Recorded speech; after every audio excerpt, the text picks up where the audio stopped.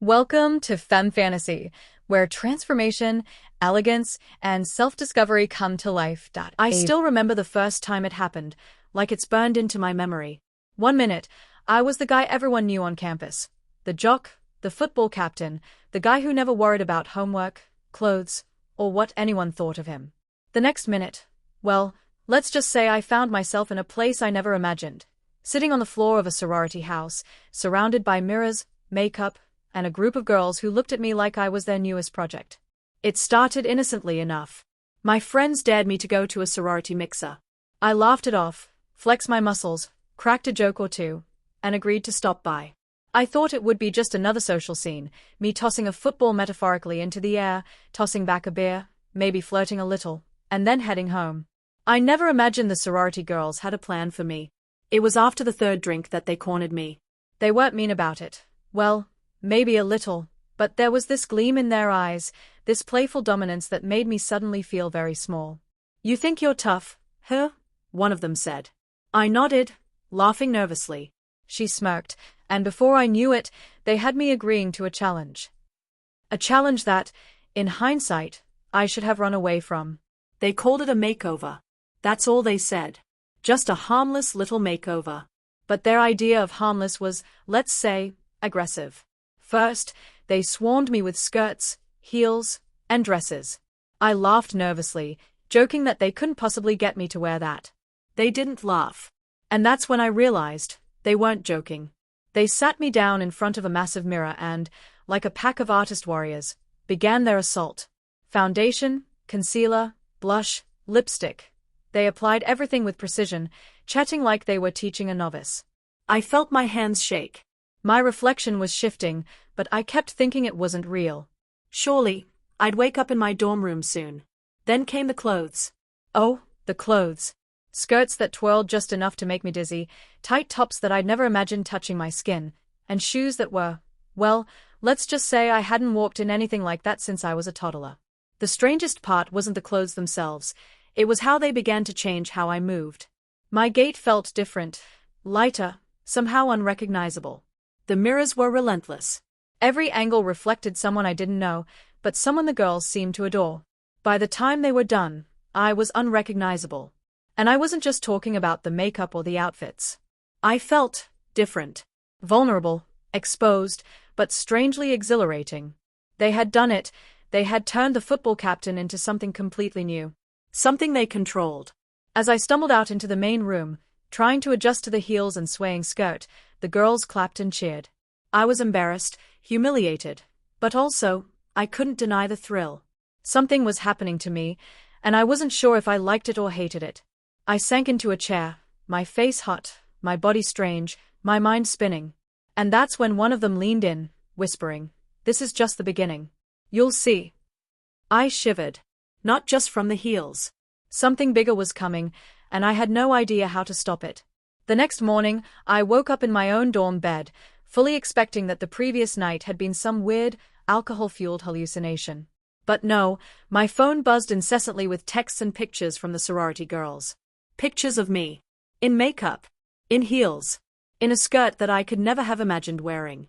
I groaned, burying my face in my pillow, but a part of me, a very small, terrifyingly curious part, was oddly fascinated. By the time I dragged myself to breakfast, I realized that rumors had already started to spread. People were whispering, pointing, and smirking. I had gone from being the confident, untouchable jock to the campus novelty overnight. I wanted to sink through the floor. And yet, I couldn't stop thinking about the way the sorority girls had looked at me, like I was some canvas, some masterpiece they had created. It didn't take long for them to appear at my dorm door. They were smiling that same mischievous, slightly menacing smile, and I knew immediately that there would be no peace today. One of them, the ringleader, tilted her head and said, "You did well last night, but now it's time to really learn." Learn what? I asked myself. I didn't get an answer, just a command. Follow us. I followed, stiffly, like some unwilling parade float, to the sorority house. Once inside, they ushered me into a room that looked like a boutique collided with a salon. Racks of clothes, shelves of shoes, walls of wigs in every imaginable color. They practically gleamed at me. And on the counter, laid out with surgical precision, were new sets of makeup and tools that I had never seen before. They didn't waste words. One girl grabbed a brush and said, "Today, we're going to teach you to move like her." Like her. I didn't know who her was, but the implication was clear. I was no longer just me. I was someone else now. Someone they could mold. They taught me how to walk in heels, an awkward, painful, but strangely mesmerizing process. Every step I took felt alien, but also exhilarating. They corrected my posture, the tilt of my hips, the angle of my shoulders. My reflection in the mirror was changing again, subtly this time, but unmistakably. I looked more like them than myself. And every correction came with encouragement, praise, or that sly teasing that made my stomach twist. Then came the makeup lesson. I had never applied eyeliner in my life. Contouring? Lipstick layering? Eyeshadow blending? It felt like learning a foreign language while standing on a tightrope. But slowly, I began to see the change. My features softened, my face became something I didn't recognize but couldn't entirely reject. Every stroke, every brush, felt like it was rewriting me, and I couldn't decide whether to panic or marvel. Hours passed. I barely ate. I barely spoke. I just existed in this strange liminal space between who I had been and who they were shaping me to be. When they finally stepped back, hands on hips, I saw myself in the mirror and froze. I looked beautiful. And I didn't know if I should be proud or terrified. It wasn't just appearance. It was the way I felt. Vulnerable, yes, but also powerful in a way I had never understood. They weren't just transforming me, they were teaching me to inhabit this new self, even if I didn't yet know what that meant. And just as I thought I might breathe again, the ringleader leaned close and whispered, "We're not done. You'll have to live this, really live it, before you can understand it." I swallowed hard. Live it? How? And that's when I realized the transformation wasn't just about a night. It was about everything. And I had no choice but to follow. Over the next few days, my life became a strange balancing act I could never have imagined. I went to classes, hung out with my friends, and tried desperately to act normal. But every moment, the sorority girls' influence loomed over me like a shadow I couldn't shake. Their texts were constant, full of reminders, challenges, and teasing encouragements. "Practice what we taught you," one would write. "Remember, you're not just playing dress-up," said another. The first real test came when they invited me to their weekly sorority brunch. I thought I could escape by wearing my usual clothes, slipping in unnoticed. But the moment I stepped through the door, their eyes locked onto me. "Nope," the ringleader said with a grin. "You're ours today." I barely had time to process her words before they began transforming me again. This time, it wasn't just about makeup or clothes. They made me practice expressions, gestures, and the subtle art of charm. "Smirk like you mean it," one girl instructed. "Tilt your head when you laugh. Perfect. Now do it without feeling fake." I stumbled, tripped, and sometimes nearly fell over in the heels they insisted I wear, but they were relentless. And with each correction, I began to notice something I hadn't before. My body was responding differently. My posture felt lighter, my movements more fluid, and even my voice, it was softer, more melodic, though I didn't recognize it as my own. The mirror became my constant companion, my judge, and my tormentor. I would catch myself staring longer than I should, examining the reflection that was slowly becoming someone else. I didn't want to like it, but I couldn't look away. Each day, I could see a little more of her emerging. And the more I saw, the more conflicted I felt. Part of me wanted to fight it, to hold on to the Jock I had always been. But another part, a part one didn't understand, wanted to see how far it could go. Classes became a new battlefield. Walking through campus, I felt eyes on me in a way I never had before, not just noticing, but studying.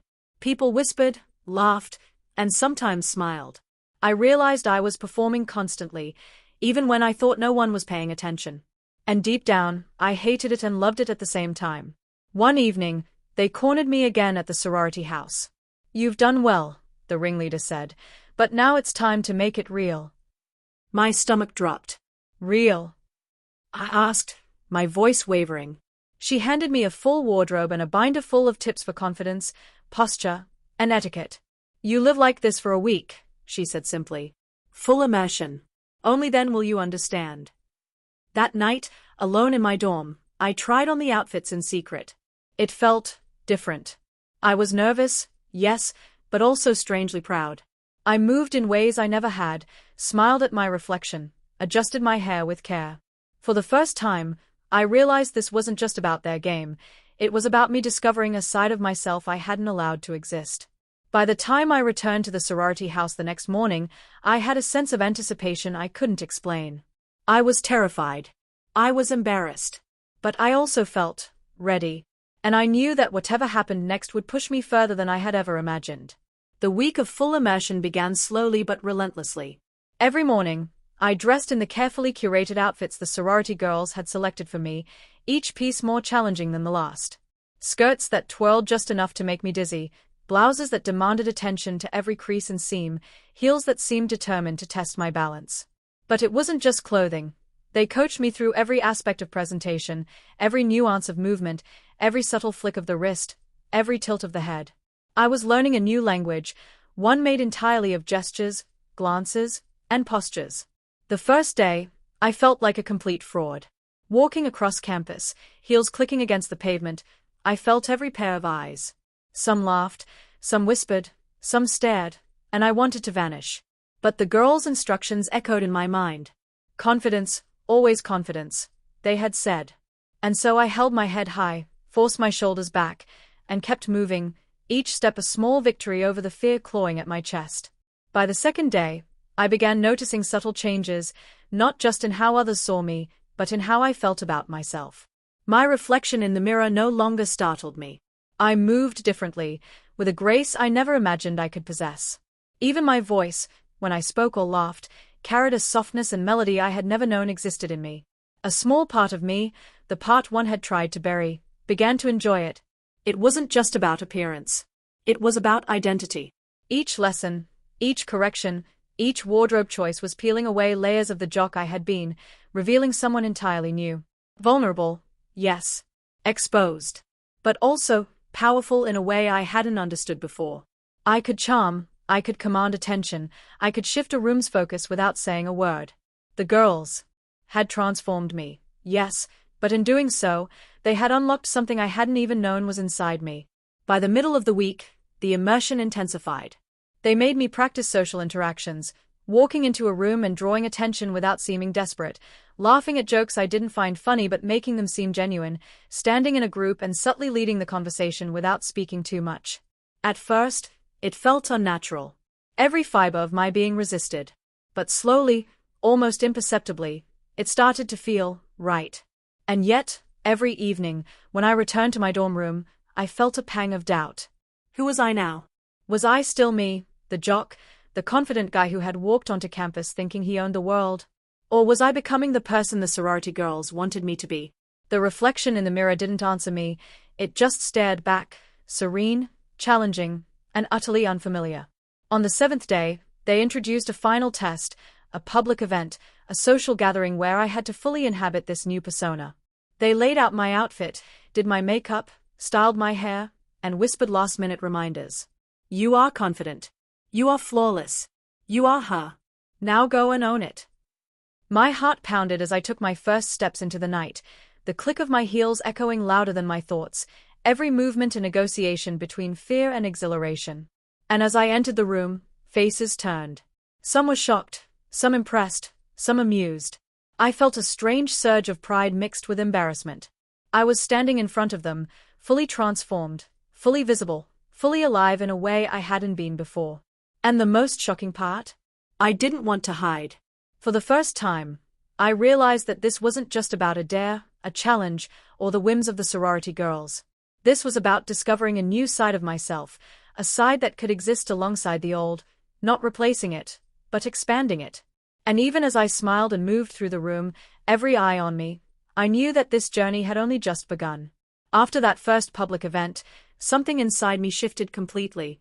The attention I had feared now felt like a strange kind of fuel. I could feel people's eyes tracing the line of my skirt, the curve of my shoulders, the subtle arch of my brow. And instead of shrinking away, I stood taller. The sorority girls beamed at me from across the room, like proud conductors watching their orchestra perform, and I realized they had been guiding me toward this moment all along. The next few days were surreal. Walking across campus, I was no longer just the football captain or the guy who played jokes on his friends. I was a statement. People whispered, sometimes laughing, sometimes questioning, sometimes staring with admiration I had never felt before. And I felt it too, the thrill of being watched, evaluated, and yet in control. It was intoxicating, a strange mixture of fear and empowerment that pulsed through me like electricity. But the immersion wasn't over. The sorority girls still had their hands on my transformation. They were relentless in their perfectionism, insisting I practice daily. Not just outfits, not just makeup, but everything. The way I spoke, the rhythm of my walk, the subtle cues that drew attention without seeming forced. I stumbled often, fell, fumbled. Every failure was met with laughter, gentle, teasing, but still sharp enough to sting. And every correction pushed me further along a path I hadn't dared to imagine for myself. One afternoon, they introduced a new challenge, performing a small skit in front of the entire sorority. My heart sank. Public speaking had never been my thing, and now I had to do it in heels, in costume, with a persona I was still trying to inhabit. But there was no backing out. They prepared my outfit, my hair, my makeup, and coached me relentlessly. Confidence, the ringleader said. She owns the room. You are her. Become her. Standing behind the curtain, I felt my stomach twist. Every nerve in my body screamed to run, to hide, to throw off the skirt and run back to my dorm room. But then I saw their faces, encouraging, expectant, and something inside me clicked. I walked onto the stage. The applause was small at first, but then it grew. And something incredible happened. I stopped thinking about who I had been, stopped worrying about how I looked, and became the person I had been practicing to be. Graceful, poised, and oddly self-assured. When the performance ended, the applause erupted. The girls cheered, and I felt an odd mixture of pride and disbelief. I had done it. I had stepped fully into this new version of myself, and I had survived. More than survived, I had thrived. Later that evening, alone in my dorm, I examined my reflection again. I was still me, but not just me. There was a new layer now, a version of myself that I could inhabit when I wanted, a version that was softer, more expressive, more in control of how others perceived me. I could see the old Jock in my eyes, the same mischievous grin, but overlaying it was a subtle elegance, a self-awareness I had never allowed before. The transformation wasn't just cosmetic anymore. It had reached into my mind, reshaping how I thought, how I moved, how I existed. I realized then that the sorority girls hadn't just been molding my appearance, they had unlocked a door I hadn't known was there. And once that door was open, there was no going back. That night, I drifted off to sleep with a strange sense of calm. For the first time, I felt the possibility of balance, the old me and the new me coexisting, each learning from the other, each giving me more freedom than I had ever known. But even in that calm, I felt the pulse of anticipation. The journey wasn't over. They had promised more, and I knew that whatever came next would push me even further, into discovery, into challenge, and into a part of myself I had never dared to explore. The following week, the sorority girls decided to escalate my transformation. Up until now, it had been guided, controlled, and somewhat playful. But now they wanted me to fully live in this new persona, not just during their sessions, not just at events, but every waking moment. They called it the full integration phase, and I quickly realized there was no half measure. It started with my daily routine. They gave me a schedule: morning makeup, hairstyling, outfit selection, posture drills, and practice walks. Each task felt like an exam I couldn't fail. Breakfast, lunch, even my trips to the library became lessons in maintaining the poise, elegance, and subtle charm they demanded. At first, I resisted. Every muscle in my body wanted to slip back into old habits, into the comfort of t-shirts, sneakers, and casual confidence. But resistance was exhausting. Gradually, I started to notice something astonishing. The persona was starting to feel natural. Even my friends began to notice. Some laughed, some teased, some stared. And yet, I felt strangely untouchable, not because of muscles or bravado, but because of the way I carried myself now. I was a jock still, yes, but also something more, someone with an air of grace, someone who commanded attention without demanding it. It was confusing, exhilarating, and terrifying all at once. The girls pushed me harder. They took me shopping, not just for clothes, but for attitude, presence, and expression. They showed me how accessories could change the perception of my posture, how a tilt of my chin could communicate confidence, how a flick of hair could draw focus. Every day was a lesson in subtlety and presentation, and every night I went to bed exhausted, but strangely satisfied.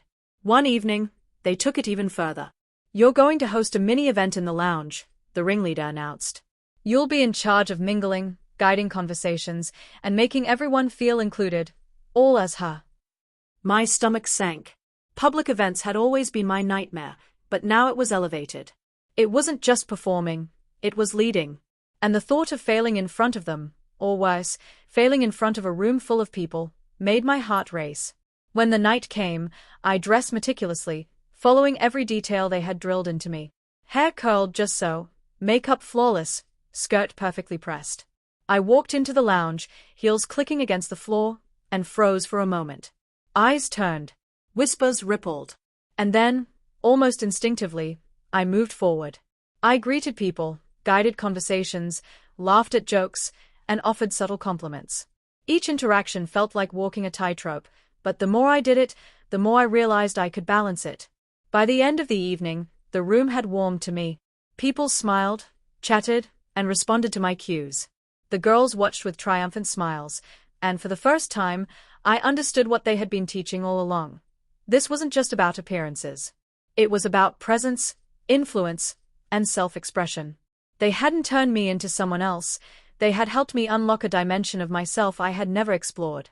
Later, as I walked home in the quiet of the night, heels clicking softly on the pavement, I felt a strange mix of exhaustion and exhilaration. The old Jock in me would have laughed at the absurdity, maybe even mocked it. But the new me, the me that I was discovering, smiled, adjusted my posture, and walked a little taller. And deep down, I knew that this journey was far from over. By the middle of my second week living fully in this persona, I started to notice subtle changes I hadn't anticipated. It wasn't just my appearance anymore, it was the way people treated me, the way I thought, the way I carried myself. I found myself instinctively adjusting my posture in hallways, smiling differently, even thinking about how my words might sound before I spoke. I had become aware, in ways I never had as the Jock I once was, of how every detail of presentation shaped perception. The sorority girls noticed it too. "You're improving faster than we thought," the ringleader said one evening as she handed me a new pair of shoes. "Soon, you'll be able to do this effortlessly." The words should have thrilled me, but instead, they sent a shiver down my spine. Effortlessly? Did that mean losing control, losing the familiar parts of myself? I wasn't sure if I wanted to go that far, but the truth was, I was already on that path, whether I liked it or not. They escalated the lessons. Now, it wasn't enough to just walk or talk or smile, it was about subtle influence. I was tasked with reading people, guiding conversations, and shaping social dynamics without seeming to lead at all. At first, I stumbled. I misread cues, fumbled compliments, and tripped over my heels. But the girls were patient in a merciless way. Every error was corrected, every hesitation addressed, until I could feel myself improving, not just in action, but in intuition. One afternoon, they decided to test me in a particularly challenging environment, a fraternity event. It was loud, rowdy, and brimming with people who had no reason to take me seriously in this new guise. My heart thumped violently in my chest as I entered, heels sinking slightly into the grass, skirt swaying, makeup fresh. I could hear snickers and whispers almost immediately. But then I remembered their words: confidence, poise, control. I took a deep breath and started moving through the crowd. I laughed at jokes I didn't understand, subtly guided conversations toward interesting topics, complimented people in ways that felt natural, and smiled in a manner that drew attention without seeming deliberate. Slowly, the whispers faded. People started engaging, responding, even looking at me with curiosity and respect. I couldn't believe it. I was succeeding. After the event, the sorority girls clapped me on the back, their smiles wide and approving. "See," the ringleader said. "This is what we've been building toward. You're learning to live in her world, while still being you." Her words struck me in a way I hadn't expected. Living as this persona wasn't about replacing who I was, it was about expanding who I could be. And for the first time, I began to feel pride, not just in the transformation, but in my own adaptability, resilience, and courage. That night, lying in bed, I stared at my reflection in the mirror across the room. The face looking back at me was familiar yet alien. I traced the curve of my cheekbone, the tilt of my eyelash, the way my lips had become subtly softer. I realized then that the transformation was no longer just external, it had seeped into the core of my identity. I was the same person in essence, but layered now with a new confidence, a new elegance, and a new self-awareness. And even as sleep claimed me, I knew deep down that the final stages of this journey were approaching, and that they would test every bit of courage, adaptability, and identity I had left to give. The final week of the transformation was unlike anything I had experienced before. Up until now, the sorority girls had guided me, coached me, and pushed me step by step. But now, they were testing me in ways that demanded I act independently while fully inhabiting this new persona. They called it autonomy training, and it terrified me more than anything else. Every day felt like a high-stakes challenge. I had to make decisions on my own: which outfits to wear, how to style my hair, how to present myself in social situations, and how to navigate the subtle politics of campus life. At first, I faltered. I second-guessed every choice, stumbled in conversations, and felt the familiar pang of embarrassment whenever someone stared or whispered. But slowly, I began to realize that the lessons had embedded themselves deep within me. I was thinking in new patterns, moving in new rhythms, reacting with poise I hadn't thought I possessed. The sorority girls began giving me increasingly complex assignments. One day, I had to host a study session for both sorority and fraternity members, guiding the discussion, encouraging collaboration, and subtly influencing interactions, all while maintaining flawless appearance and posture. I remember feeling a knot in my stomach as I arrived, heels slightly pinching, skirt swaying with each step. The room was full of eyes, some curious, some skeptical. And yet, as I greeted everyone and began facilitating, I found myself slipping into the rhythm instinctively. Every gesture, every smile, every nod felt purposeful. I could feel the room responding to me, subtly, organically. By midweek, the experience began to shift something fundamental inside me. It wasn't just that I could navigate the social scene as her. It was that I wanted to. Not because the sorority girls demanded it, but because I realized this side of myself, soft, elegant, observant, confident, was exciting, powerful, and fun. The reflection in the mirror no longer felt alien. It felt like someone I could be, someone I wanted to explore, someone I could control and inhabit at will. But there were still moments of tension, reminders that this journey wasn't just about embracing the new. I caught glimpses of the old Jock in mirrors, in shadows, in fleeting expressions. At first, those glimpses frightened me. I wasn't sure I wanted to coexist with him. But gradually, I realized that he wasn't gone. He was layered beneath the new persona, a foundation upon which the new self had been built. That realization brought a strange relief. I wasn't losing myself. I was expanding myself. The culmination of the week came on a Saturday evening. The girls had arranged a campus-wide event, full of students from all walks of life, and I was to take a central role. Dress, hair, makeup, everything had to be perfect. Confidence, poise, subtle influence, everything had to be second nature. As I prepared, I felt a mix of fear, excitement, and anticipation that made my heart pound. When the moment arrived, I stepped into the room, every eye turning immediately. Some were shocked, some impressed, some openly curious. I walked with confidence, guided conversations, laughed and engaged naturally, and subtly drew attention without even trying. Every correction, every lesson, every hour of practice had culminated in this moment. And the astonishing truth hit me: I could do it. I could be her. And yet, I could also be me. The two versions of myself were no longer at war. They coexisted, fluidly, harmoniously. After the event, the sorority girls gathered around, clapping, cheering, and smiling at me with that familiar gleam in their eyes. "You've done it," the ringleader said. "You've become yourself, and so much more." The words made me pause. I had feared losing my identity, feared being overwritten. But now I realized, I hadn't been overwritten. I had been unlocked. That night, as I lay in bed, staring at my reflection once again, I felt a profound shift. I wasn't just a jock anymore. I wasn't just a sorority project. I was both, and neither, and more than either. I had discovered layers of myself I hadn't known existed, and in doing so, I had learned a truth that no mirror, no lesson, no challenge could fully capture. Transformation wasn't about losing who you were, it was about discovering who you could be. The days after the final event felt almost surreal. Walking across campus, I noticed how people's perceptions had shifted. Some still whispered, some still stared, but there was also a new sense of respect, curiosity, and even admiration. I realized that I had become someone who commanded attention not through sheer size or bravado, but through presence, grace, and the subtle power of self-assuredness. And strangely, I liked it. The sorority girls didn't leave me alone, of course. They checked in constantly, offering guidance, challenges, and gentle prods to keep me sharp. But now their lessons were different. They weren't about forcing transformation. They were about refinement, about learning to inhabit this new self fully and naturally. They encouraged me to explore my personal style, to experiment with posture, expression, and interaction, and to discover the nuances that made this persona uniquely mine. One afternoon, they challenged me in a way I hadn't anticipated. "You've learned the basics," the ringleader said, a glint in her eye. "Now, it's time for spontaneity." She handed me a bag of outfits and makeup and told me to choose a look entirely on my own for a pop-up campus event. No guidance, no corrections, no instructions, just me, my instincts, and the persona I had been cultivating. My heart raced. Could I really pull it off without them? Could I trust what I had learned?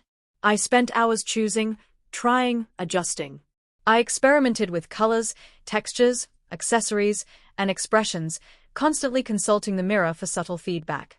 By the time I was ready, I felt a mixture of pride, anxiety, and excitement. This was a test, not of appearance, but of intuition, confidence, and the authenticity of the transformation. The event was a revelation. I walked into a crowd of students, fully independent, fully in control, fully myself.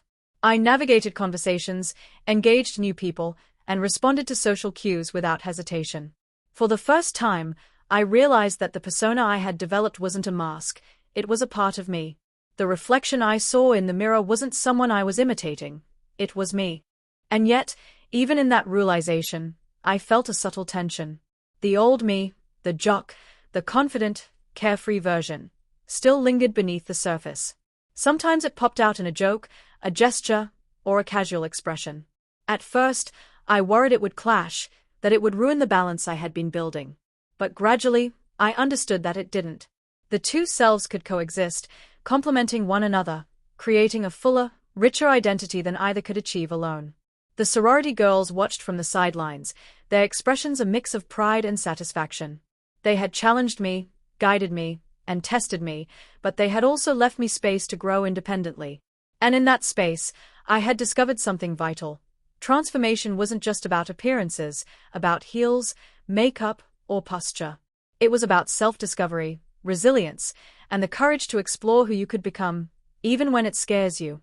That night, lying in bed, I stared at my reflection once more. I touched my cheek, traced the line of my jaw, smoothed my hair, and smiled.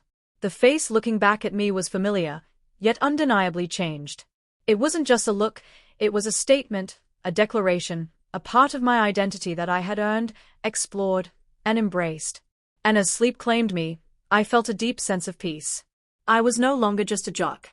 I was no longer just a project. I was fully, unapologetically, myself.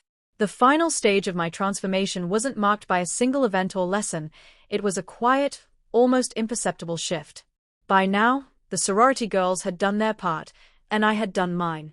The reflection in the mirror no longer startled me, it welcomed me. The way I walked, talked, and moved through the world had become second nature. Confidence, poise, grace, they weren't taught anymore, they were lived. The last challenge came unexpectedly. The ringleader invited me to a casual sorority gathering, no instructions, no preparation, just me being myself in full view of friends, strangers, and peers. My heart beat rapidly as I considered what myself even meant now. Was I the jock? Was I her? Or was I both? When I arrived, everyone's eyes fell on me, as they always did now.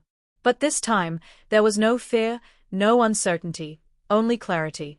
I moved through the room, engaging naturally, laughing, gesturing, observing. I felt a strange sense of mastery. My old self and my new self weren't at odds. They weren't masks or roles. They were layers of the same person, coexisting, informing one another, enhancing one another. The jokes I made were still my own. The smiles I offered still genuine, but now carried a subtle sophistication I had never known I possessed. People responded instinctively, drawn to the presence I now owned. The ringleader approached me, her eyes gleaming with a familiar spark of mischief. "You've done it," she said softly. "Not just the transformation, not just the performance, you've integrated her into you. You've learned the truth we've been teaching all along. Transformation isn't about changing who you are. It's about discovering who you can be." I nodded, words failing me. I had learned that lesson in ways no mirror, no outfit, no pair of heels could fully convey. For the first time, I felt entirely whole. I could return to my dorm, slip into a hoodie and sneakers, and still carry the elegance, awareness, and confidence I had cultivated. Or I could step into heels, skirts, and makeup, and inhabit that persona fully. Both were me. Both were valid. Both were powerful. As I walked home that night, under the quiet glow of campus lights, I reflected on the journey, the dares, the makeup, the awkward lessons, the falls, the victories. It had been terrifying, embarrassing, exhilarating, and enlightening. I had discovered resilience, adaptability, creativity, and a depth of self I hadn't known existed. I had learned that identity isn't fixed, it's a living, evolving thing, shaped by experiences, challenges, and courage. And in that moment, as I glanced into a shop window and saw my reflection staring back, I smiled, not at the clothes, not at the makeup, not even at the attention I received. I smiled at myself. Fully, completely, unapologetically. I was both the Jock I had always been and the person I had been discovering all along. And in that balance, I found something far greater than appearance: freedom. The sorority girls had pushed me, tested me, and guided me. But the real transformation, the one that mattered, had happened inside me. I had faced fear, embarrassment, and uncertainty, and emerged not just changed, but expanded. And as I continued walking, I knew this journey wasn't over. It never would be. Because transformation, real transformation, isn't a moment, it's a lifelong adventure. I had gone from Jock to Jill. But in the end, I had discovered something even more important. I had gone from limited to limitless.